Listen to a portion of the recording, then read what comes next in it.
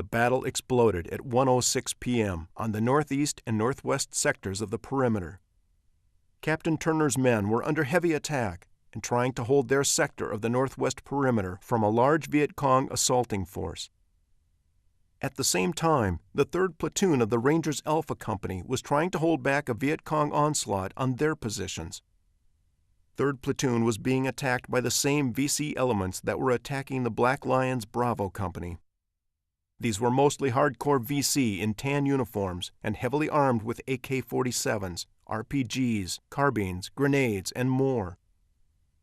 22-year-old Sergeant Frank Romo and 3 of his comrades were getting ready to start their digging to construct their assigned fighting positions near a trail leading back into LZ X-ray.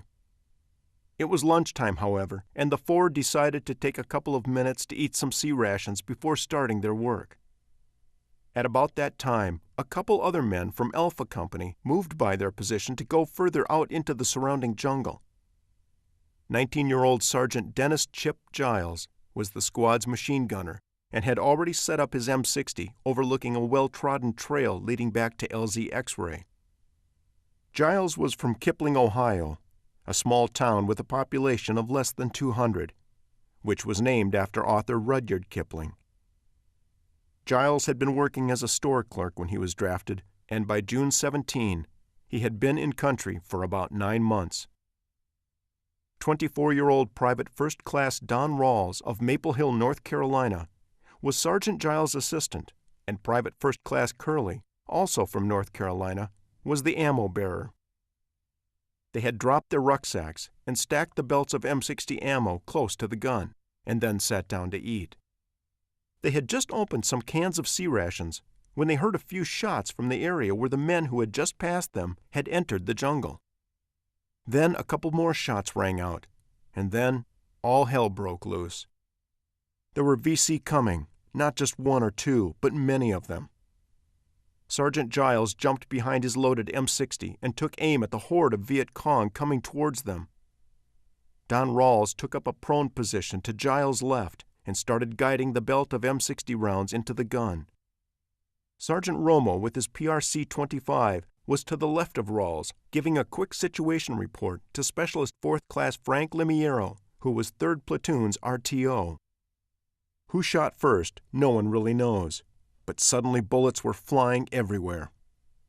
Giles started cutting down the Viet Cong that were moving towards him, but there were so many of them that his single machine gun could not stop them all. Sergeant Romo got on the radio and frantically put out a call for reinforcements and more M60 ammo. The Viet Cong were firing their AK-47s as they advanced toward Romo and his group. Within a short time, Private First Class Rawls was shot in his left hand. The bullet destroyed his left index finger, making loading the M60 very difficult. Things were getting very bad as Giles had also run out of ammo and needed Rawls to retrieve another 100-round belt and load it as quickly as possible. Disregarding his mutilated hand, Rawls reached over Sergeant Romo to grab what he discovered was their last 100-round ammo belt. That was when he also discovered that Romo was dead. Shocked by the fact that his comrade beside him was dead, Rawls renewed his effort to reload Giles' M60 and had just finished when 2 of the bullets pouring in around them slammed into his side, shattering 2 of his ribs and incapacitating him. He was bleeding badly and knew he was in bad shape. Rawls managed to crawl over to a nearby termite mound to get out of the direct line of fire. As much as he was bleeding, he knew there was a little chance of surviving, but he still had a little hope. Propped up against the side of the termite mound and cradling his loaded M16, he gazed out into the jungle and faded in and out of consciousness. He knew what VC did to wounded Americans and accepted the fact that he would have to kill any who found him, because if he didn't, they would slit his throat. He told himself he would play dead, which is how he looked anyway, all soaked in blood. He would end up lying there in a pool of blood for hours before a medic could reach him and get him evacuated. Sergeant Neil Skiles, a short-timer from Industry, Illinois, ran through a hail of fire to reach the pinned-down squad and discovered that his friend Sergeant Frank Romo had been shot 3 times in the chest. Skiles had brought with him more ammo for Giles' gun squad, which by then consisted of 3 wounded men and 1 dead. Private First Class Curley, who had replaced Rawls as the assistant gunner, had been shot in the shoulder almost as soon as he took over the job. Giles wasn't much luckier.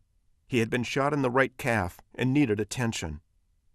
Giles disregarded his wound and kept firing as more Viet Cong kept moving down the trail.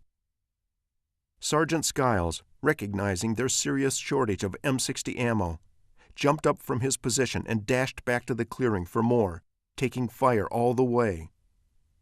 He grabbed as much M60 ammo as he could carry and worked his way back to Giles. Sometime during the battle, Skiles was also hit, but it didn't stop him. Skiles was just a few weeks from his rotation back home, and he was determined to make it through this battle alive.